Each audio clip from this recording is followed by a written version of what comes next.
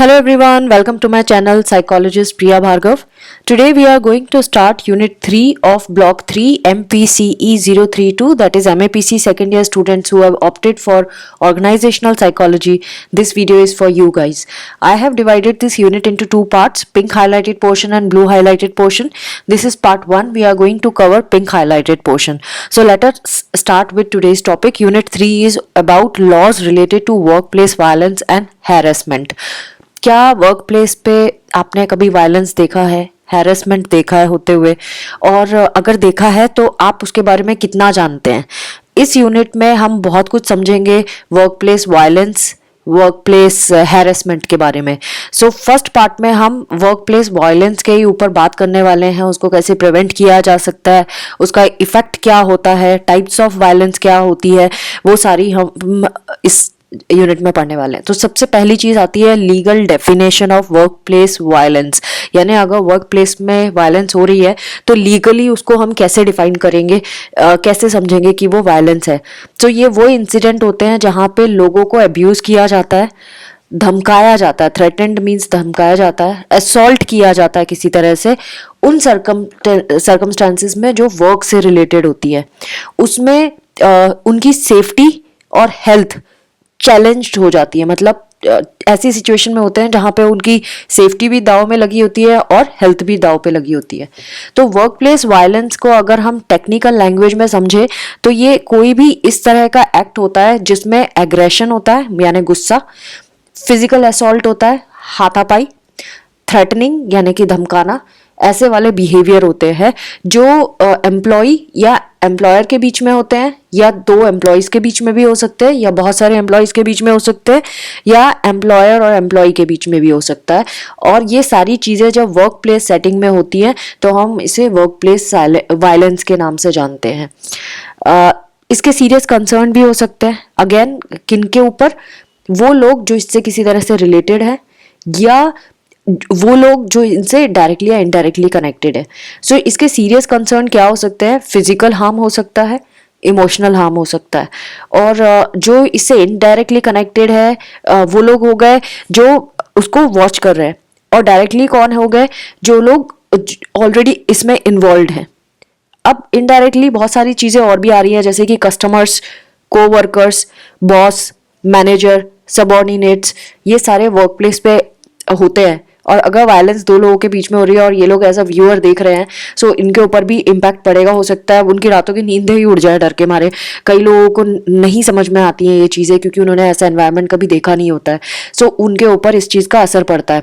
Again तो work place पे कभी कभी सबोटेज भी हो जाता है. सबोटेज मतलब हाथापाई, गुंडागर्दी वाली चीज़ भी हो जाती है. सो ये क्वालिटी ऑफ सर्विस एम्प्लॉयज़ की भी और बाकी ऑर्गेनाइजेशन की और कंट्री की, तीनों जगहों पे इसका इम्पैक्ट पड़ता है, क्वालिटी एंड सर्विस दोनों पे. अगेन ये जो एक्ट ऑफ वायलेंस होता है ये इंडिविजुअल भी कर सकता है, और क्यों करता है मतलब ग्रुप ऑफ इंडिविजुअल्स भी कर सकते हैं, सिंगल इंडिविजुअल भी कर सकता है. और ये क्यों करते हैं उनके बहुत सारे रीजन हो सकते हैं. जैसे कि हो सकता है वो जो चाहते हैं करना वो कैसे हो, वो टेंजिबल या इनटेंजिबल हो सकता है उनकी वांटिंग. जैसे कि टेंजिबल मतलब जिसको आप टच कर सकते हो, जैसे मनी हो गया, या और इनटेंजिबल क्या होता है? जिसको आप टच नहीं कर सकते हो, जैसे कि रेस्पेक्ट, रिकॉग्निशन और दूसरे बेनिफिट्स. सो ये दो तरह के वांटिंग हो सकती है जब कोई वायलेंस पे उतरता है वर्क प्लेस पे. और या फिर हो सकता है और चीज़ें भी हो सकती है, जैसे कि कोई चीज़ उनको जल्दी चाहिए है, बेटर चाहिए है, या उनका कोई अटेंशन का डिज़ायर है, या वो चाहते हैं कि उनको अकेला छोड़ दिया जाए. उनकी मेंटल हेल्थ ऑलरेडी इम्पैक्टेड है तो वो चाहते हैं कि हमें भाई कोई डिस्टर्ब ना करे, या वो दूसरों को स्केयर, डराना चाहते हैं सो दैट सामने वाला डर के उनसे रिस्पेक्टफुली बिहेव करे. मतलब रेस्पेक्ट की लालच में भी लोग डराते हैं, या उनकी कोई और इंटेंशन होती है सो वो लोगों को डरा के रखते हैं. तो इन इंटेंशंस की वजह से भी वायलेंस होती है वर्क प्लेस पे. Types of workplace violence. Work place violence के भी अगेन टाइप होते हैं डिपेंडिंग अपॉन जो बिहेवियर है. पहले तो वर्क प्लेस वायलेंस की एक और इन्होंने डेफिनेशन दी है, वो मैं समझाऊंगी, एंड देन उसके बाद we will talk about types of workplace violence. So workplace violence ये एक ऐसा बिहेवियर है जो वर्क एनवायरनमेंट में किया जाता है, और ऑब्जेक्टिव जो होता है मतलब रीजन क्या होता है उसको करने का कि किसी टारगेट पर्सन को हार्म करना या किसी ग्रुप को हार्म करना। सो ये हाथापाई भी हो सकता है, ऑब्जेक्ट को फेंकना भी हो सकता है। ये फिजिकल एक्ट हो गए जो इस तरह के एक्ट है जो नॉर्मल नहीं है, एबनॉर्मल एक्ट्स है। और दूसरे तरीके का जो हम कर सकते हैं हम, वो हो सकता है वर्बल या फिर रिटन थ्रेट्स, जो किसी को हार्म पहुंचाने के लिए लिखा गया है या किसी चीज को हार्म पहुंचाने के लिए किया गया है। Now occupational health and safety administration ये रिपोर्ट करता है कि 2 मिलियन एम्प्लॉयज इस चीज के विक्टिम होते हैं साल में वर्क प्लेस पे। सो ये बड़ा डाटा है कि 2 मिलियन अगर एम्प्लॉयज सफर करते हैं, विक्टिमाइज्ड होते हैं, विक्टिमाइज्ड मतलब वायलेंस का शिकार होते हैं वर्क प्लेस में, तो ये काफी बड़ा डाटा है। Now types of workplace violence क्या क्या है? पहला है क्रिमिनल वायलेंस, दूसरा है सर्विस यूजर वायलेंस एंड तीसरा है वर्कर ऑन वर्कर वायलेंस। इनको हम समझेंगे कि ये क्या क्या होता है। क्रिमिनल वायलेंस की बात करें तो ये ऑर्गेनाइजेशन के अंदर होने वाला ऐसा क्राइम है जहां पे कोई पर्सन जो कंपनी से कोई अटैच नहीं है, मतलब कंपनी में काम नहीं करता है, कंपनी का एम्प्लॉयर भी नहीं, कंपनी का एम्प्लॉय भी नहीं उस, और ये मेन इंटेंशन होती है रॉबरी की, चोरी करने की इंटेंशन होती है। तो ये इसमें कैश को छीनना, कुछ दवाइयां रखे हैं दवाइयां छीनना, या इमॉर्टल वेल्थ है कोई ऐसी कीमती सामान रखे उसकी चोरी करना, ये इसमें शामिल होता है। तो क्रिमिनल वायलेंस में अननोन पर्सन जब चोरी करने आ जाता है, रॉबरी करने आ जाता है, लूटपाट मचाने आ जाता है, तो हम उसको क्रिमिनल वायलेंस कहते हैं। सेकंड है सर्विस यूजर वायलेंस। जब कोई एम्प्लॉय अनसेटिस्फाइड होता है डिफरेंट एस्पेक्ट्स में, अपनी वर्किंग कंडीशन में, मे बी अपनी सर्विसेज जो ऑर्गेनाइजेशन उसको दे रही है या एम्प्लॉयर उसको दे रहा है उससे वो अनसेटिस्फाइड होता है, तो वो अपनी फ्रस्ट्रेशन शो करने के लिए कुछ ना कुछ तरीके से रिएक्ट करता है। हो सकता है उसके अंदर इमोशनल कॉन्फ्लिक्ट चल रहा हो कि भाई मैं इस कंपनी को सर्व करता हूँ लेकिन फिर भी मुझे कंपनी कुछ नहीं दे रही है, ढंग से सपोर्ट नहीं कर रही है, सर्विसेज ठीक नहीं है। तो जब उसको ऐसा लगता है कि वो सेटिस्फाइड नहीं है, वो खुश नहीं है, बट वो फंसा हुआ है, वो कहीं और भी नहीं जा सकता, मजबूरी है उसकी, तब हम इस तरह के वायलेंस को सर्विस यूजर वायलेंस कहते हैं। सो वो इस तरह का फील करने के बाद वर्क प्लेस में कुछ ना कुछ एक्ट कर देता है, कुछ ऐसा बिहेवियर कर देता है जो कॉन्फ्लिक्ट क्रिएट करता है। सो उसको हम सर्विस यूजर वायलेंस कहते हैं। Next is worker on worker violence.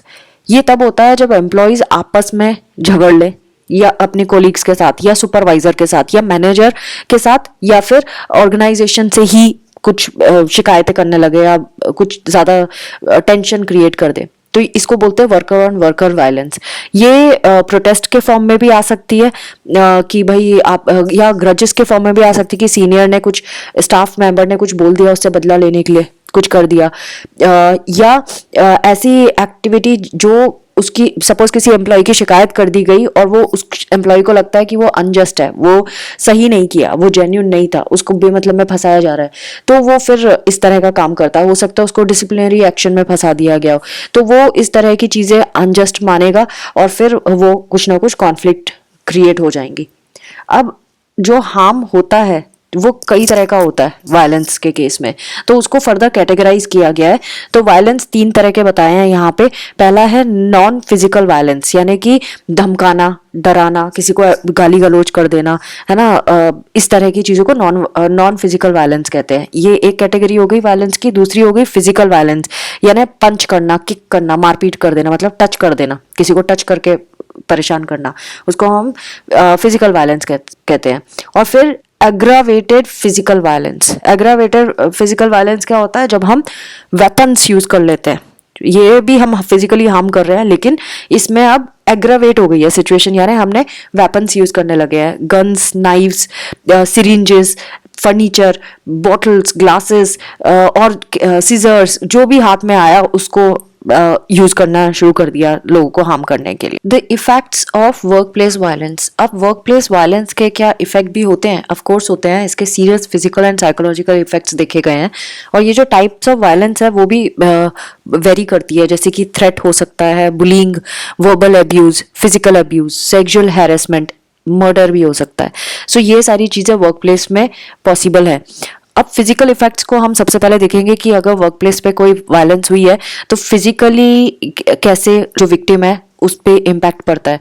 तो फिजिकल ट्रॉमा जब होता है तो ये डेथ तक भी जा सकता है, मतलब हाथापाई जब हुई है तो वो किसी भी हद तक हो सकती है पर्सन के ऊपर।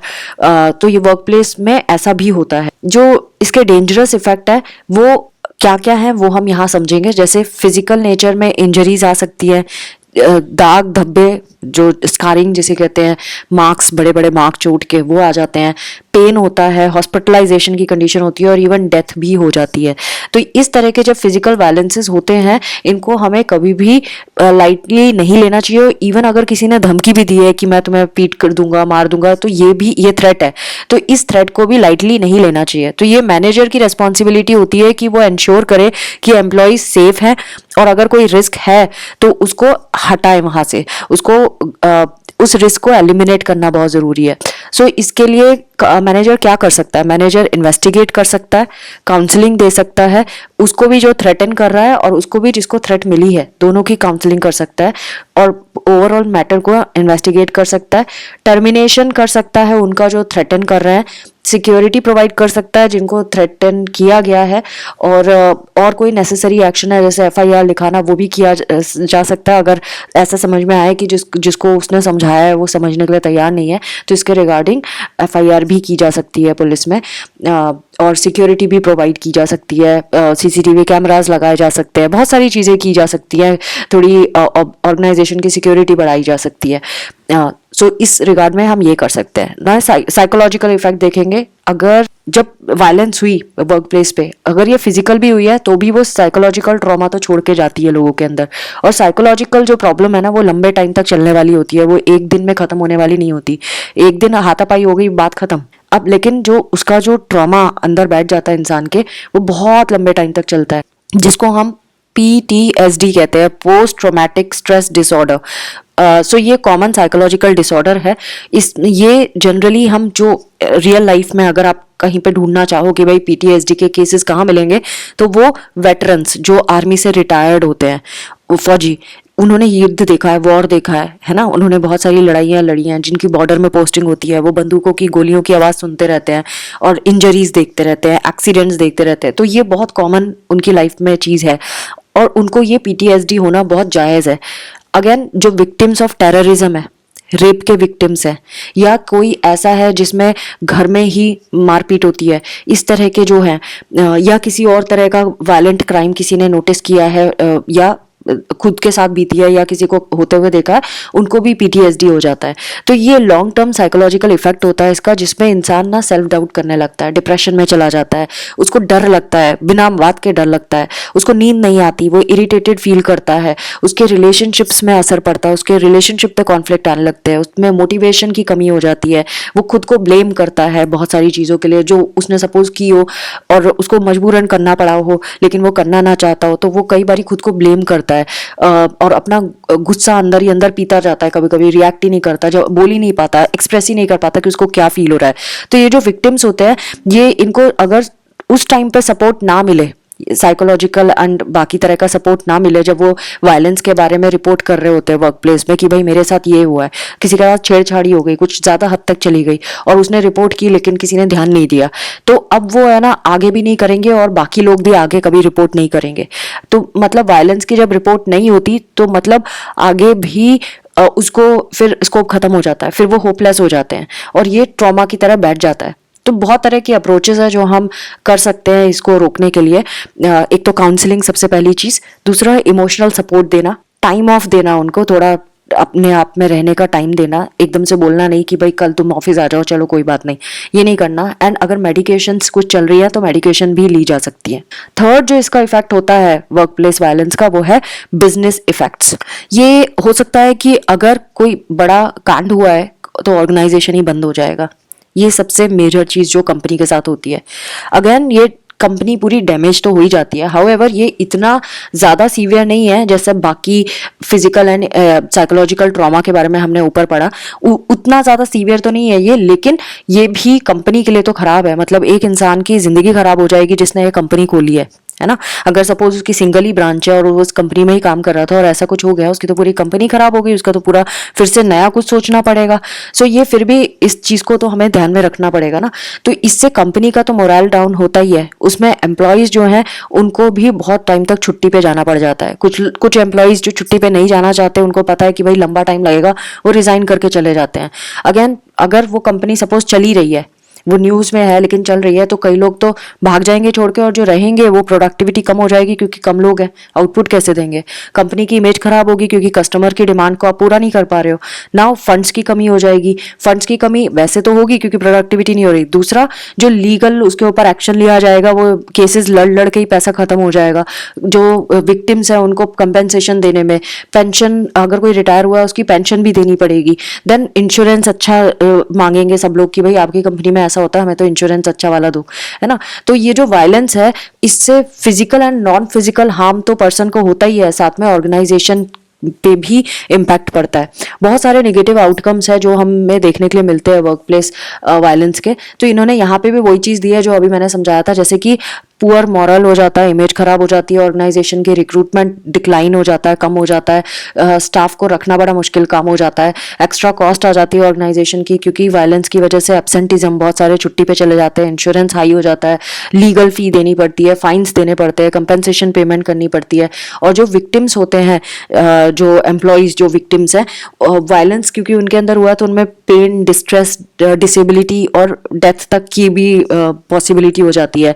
तो जो फिजिकल अटैक्स हैं वो डेंजरस तो होते ही है, सीरियस भी होते हैं, और अगर परसिस्टेंट वर्बल अब्यूज होता रहे और थ्रेट्स इस तरह के चलते रहे एम्प्लॉयज़ के ऊपर, उनके अंदर एंग्जाइटी और स्ट्रेस सारे टाइम बना ही रहेगा। तो वो उनमें एक्साइटमेंट तो होगी नहीं वर्क प्लेस पे आने की, डरते रहेंगे, छुट्टियां मारेंगे या नहीं आएंगे या बीमार पड़ जाएंगे, कुछ ना कुछ तो होता रहेगा उनके साथ। ये चीज़ें भी होती हैं। फिर नॉन फिजिकल वायलेंस की अगर बात करें तो वो डोमेस्टिक वायलेंस में भी कन्वर्ट हो जाती है। यानी सपोज किसी एम्प्लॉय को ऑफिस में मैनेजर सारे टाइम बदतमीजी से पेश आ रहा है मैनेजर, और उसको कुछ ना कुछ बोले जा रहा है, हर बात पे उसकी बेइज्जती किए जा रहा है। अब वो मैनेजर से तो कुछ नहीं बोलेगा क्योंकि उसको मालूम है कि ये भाई एक ही सहारा है, वहीं से नौकरी मिलती है, वहीं से पैसा आता है, परिवार भी चलाना है। तो वो सारा गुस्सा लेके घर में निकालेगा, डोमेस्टिक वायलेंस होगी घर में, अपने परिवार वालों को अब्यूज करेगा, फिजिकल अब्यूज करेगा या वर्बल अब्यूज करेगा। अपने घर फैमिली में जितने लोग हैं जिसको वो कर सकता है उनके ऊपर वो पूरा गुस्सा निकालेगा, अपनी फ्रस्ट्रेशन निकालेगा। तो इस तरह से सब लोग इम्पैक्टेड हो जाते हैं इस केस में। Now the last topic of today's video is preventing and stopping work place violence. अगर वर्क प्लेस वायलेंस हो रही है और उसको हम स्टॉप करना चाहते हैं या प्रिवेंट करना चाहते हैं तो हमें क्या क्या एक्शन लेना चाहिए वर्क प्लेस पे। Number 1, formulate norms and policies regarding work place behaviour. So अगर हमें वायलेंस को अवॉइड करना है, यानी हम प्रिवेंट कर रहे हैं वायलेंस को, तो अगर हमें वायलेंस को अवॉइड करना है तो हमें कुछ ऐसे रूल्स एंड नॉर्म्स कंपनी में बनाने पड़ेंगे जिसमें कंपलसरी लिखा होगा कि हर एक को उन नॉर्म्स एंड रूल्स को फॉलो करना है। पॉलिसी को क्लियरली स्टेट करना पड़ेगा, कोई भी थ्रेट, धमकीबाजी मतलब intimidation, destruction of company property और वायलेंस किसी भी फॉर्म की बिल्कुल भी टॉलरेट नहीं की जाएगी और उसके ऊपर डिसिप्लिनरी एक्शन लिया जाएगा। ये होगा, और डिसिप्लिनरी एक्शन लेना तो ठीक है, लेकिन जिसने भी ऐसा किया है ना उसको आगे भी नौकरी में खतरा हो जाता है, आगे भी कहीं जॉब नहीं मिलता है या ढंग से कोई रखता नहीं है, कम पैसे में काम करना पड़ता है। तो इसीलिए उनको ये चीज़ क्लैरिफाई करनी पड़ेगी इन चीज़ों में। देन ट्रेनिंग प्रोग्राम, पीरियडिकली कुछ ऐसे प्रोग्राम्स, ट्रेनिंग प्रोग्राम शेड्यूल करने पड़ेंगे, ऑर्गेनाइज करने पड़ेंगे, जहाँ पे एम्प्लॉयज़ में अवेयरनेस डाली जाएगी कि कैसे कैसे टाइप के वर्क प्लेस वायलेंस होते हैं। लोगों को तो कई बार पता ही नहीं होता कि वर्क प्लेस वायलेंस इसको भी कहते हैं। किसी ने कुछ आपको गंदा शब्द बोल दिया और आपको पता ही नहीं है कि वो वर्क प्लेस वायलेंस में आता है।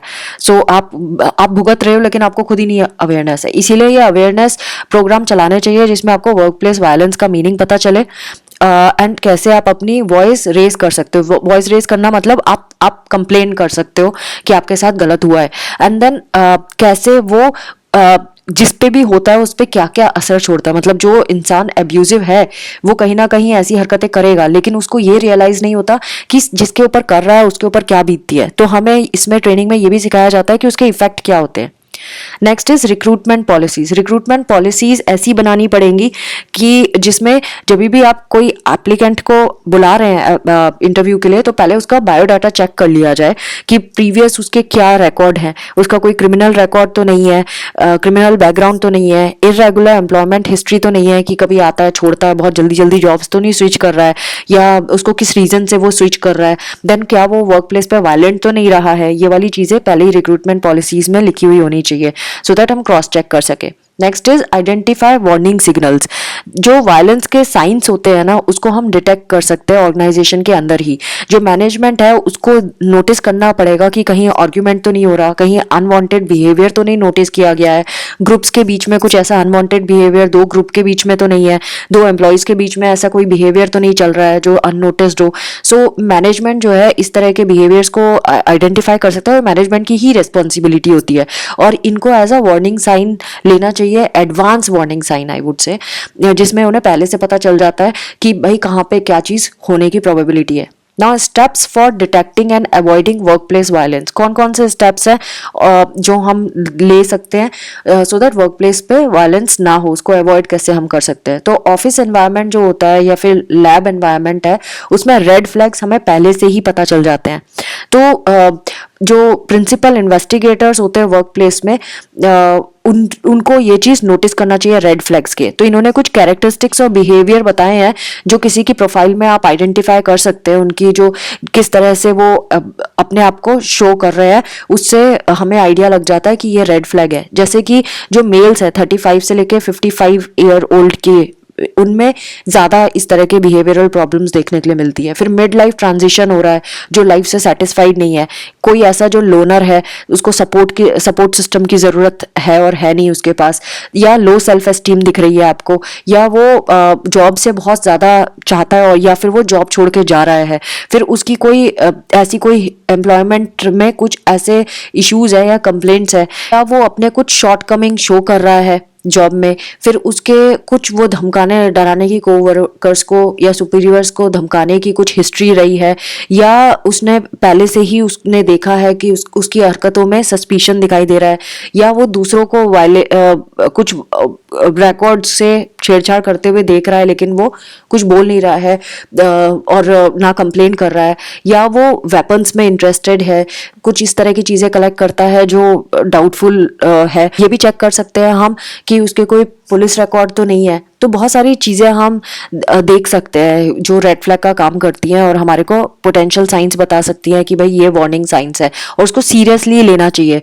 लोग जो होते हैं ना वर्क प्लेस में, वो बहुत सारे कैरेक्टरिस्टिक्स और बिहेवियर ट्रेट शो करते हैं जब वो वर्क प्लेस पे आते हैं, और उनके जो बिहेवियर होते हैं दूसरों के साथ, वो हमें वार्निंग साइंस देते रहते हैं और उसको हमें सीरियसली लेना चाहिए। तो मैनेजमेंट को अगर ऐसा लगता है कि वो उनमें वो एक्सपीरियंस या एक्सपर्टीज नहीं है कि वो इस तरह के पोटेंशियल सिचुएशंस को हैंडल कर सकता है, तो वो हायर भी कर सकते हैं बाहर से रिसोर्सेज, सिक्योरिटी बढ़ा सकते हैं, टेम्परेरी या परमानेंट सिक्योरिटी बढ़ा सकते हैं, साइकोलॉजिकल काउंसलिंग भी दे सकते हैं इन केसेस में। देन इन्होंने अब हमें बताया है कि वायलेंस को हम प्रिवेंट कैसे कर सकते हैं। तो वायलेंस प्रिवेंशन प्रोग्राम्स भी चलाए जा सकते हैं जहां जो जीरो टॉलरेंस से हम वायलेंस पॉलिसी बना सकते हैं कंपनी की। अगेन डाटा कलेक्शन जब करेंगे कंपनी का, तो उससे भी पता चल सकता है कि वायलेंस कितना हुआ भी है या नहीं हुआ है कंपनी में। फिर कोई प्रिवेंशन इनिशिएटिव अगर हम ले सकते हैं तो लेंगे, अगर हमें पता चलता है कि वायलेंस एग्जिस्ट करता है, और कैसा सपोर्ट प्लान कैसा है ऑर्गेनाइजेशन में, उसको भी हम देख सकते हैं। पोस्ट इवेंट सपोर्ट प्लान कहते हैं उसको, उसके ऊपर भी वर्क कर सकते हैं। देन वायलेंस मॉनिटरिंग टूल्स होते हैं जिसमें हम कैप्चर कर सकते हैं किस टाइप का वायलेंस हुआ था, क्या मोड था वायलेंस का, सीवियरिटी क्या थी उस इंसिडेंट की, और सेफ्टी मॉनिटरिंग टूल्स सब और आइडेंटिफिकेशन ऑफ ऐसे सपोर्ट सिस्टम्स, उनको हम आइडेंटिफाई कर सकते हैं। कैसे इंटरवेंशन करेंगे, कैसे हम एजुकेट करेंगे, इसके ऊपर वर्क कर सकते हैं। सो अगर सीवियरली वायलेंट इवेंट होता है, ऐसा कोई इवेंट है जो बहुत ज़्यादा वायलेंट है, तो ऑर्गेनाइजेशन का रिस्पॉन्स क्या होना चाहिए। बहुत सारे उसमें ग्रुप्स और इंडिविजुअल्स का एफर्ट जरूरी है कि वो सपोर्ट करे ऐसे इवेंट में एक दूसरे को, और पूरे स्टाफ को स्टेबलाइज करने की कोशिश करना चाहिए। ऐसा एनवायरनमेंट होना चाहिए, बनाना पड़ेगा जो इमीडिएटली सपोर्टिव एनवायरनमेंट हो। नाउ यहाँ पे इन्होंने कुछ एग्जांपल दिया है, indicators that an individual has potential work place violence. उसमें पोटेंशियल है वर्क प्लेस वायलेंस की, जैसे attendance problem, decrease productivity, inconsistent work pattern, ये वाली चीज़ें अगर दिख रही हैं तो आपको समझ जाना है कि ये वायलेंस कर सकता है, वर्क प्लेस पे वायलेंस के सिग्नल है ये।